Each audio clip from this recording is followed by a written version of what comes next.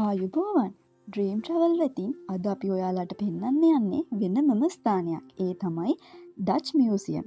පෙටා ඕලන්ද කෞතුකාගාරය ලෙස බොහෝ විට හඳුන්වනු ලබන කොළඹ ලන්දේසි කෞතුකාගාරය ශ්‍රී ලංකාවේ කොළඹ කොටුව ප්‍රදේශයේ ප්‍රින්ස් වීදියේ පිහිටා ඇති වැදගත් ඓතිහාසික ස්ථානයක්. ලන්දේසි යටත් විජිත සමයේ ඉදිකරන ලද දෙමහල් ගොඩනැගිල්ලක් පිහිටා ඇති මෙය මුලින් 1692 සිට 1697 දක්වා ලන්දේසි ආණ්ඩුකාර තෝමස් වෑන්ඩ්‍රීගේ නිවස වුණා. සියවස් ගණනාවක් පුරා මෙම ගොඩනැගිල්ල ගුරු පුහුණු විද්‍යාලයක්, අනාථ නිවාසයක්, රෝහලක් සහ තැපැල් කාර්යාලයක් ඇතුළු විවිධ අරමුණු සඳහා සේවය කරලා තියෙනවා. 1982 දී එය ශ්‍රී ලංකාවේ ලන්දේසි යටත් විජිත උරුමය සංරක්ෂණය කිරීම සහ ප්‍රදර්ශනය කිරීම සඳහා කැප වූ කෞතුකාගාරයක් ලෙස නිල වශයෙන් විවෘත වෙලා තියෙනවා.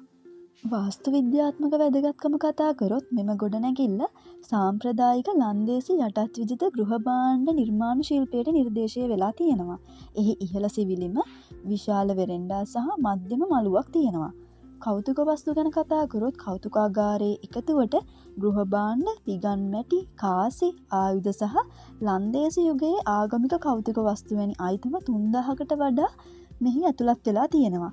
විශේෂයෙන් පිටකොටුවේ ලන්දේසි සුසාන භූමියෙන් ලබාගත් සොහොන් කොත් එහි තියෙනවා.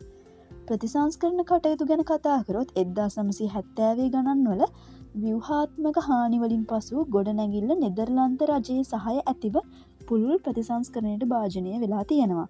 ප්‍රතිසංස්කරණය 1981 දී නිම කරන ලද අතර කෞතුකාගාරය 1982 දී මහජනතාව සඳහා විවෘත කරලා තියෙනවා.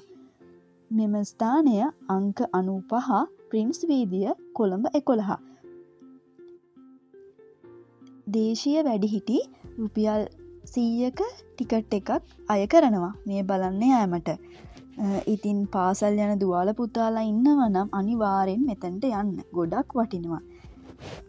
ඉතින් අපි තවත් මෙවැනි වටිනා තොරතුරු අරගෙන එන්නම්. නැවත හමු වෙමු.